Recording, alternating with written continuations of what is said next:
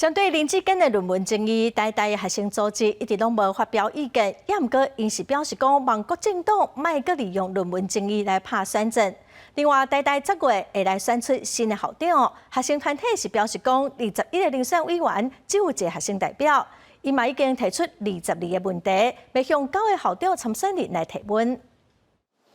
10月台大校长就要定选，台大学生会甲研究生协会召开记者会，宣布因要对9个校长参选人提出22个问题，希望校长参选人重视学生的权益。因为我们说台大有3万多名学生，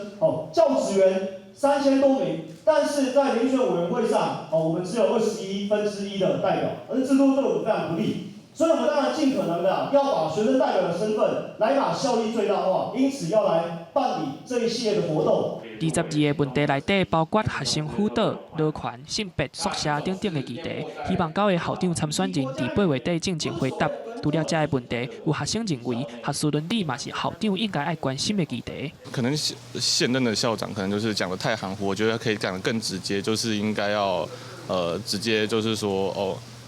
学校很注重学术伦理这一块，那学校方面也会再加强之类的。就可能规范要再更详细，或者是去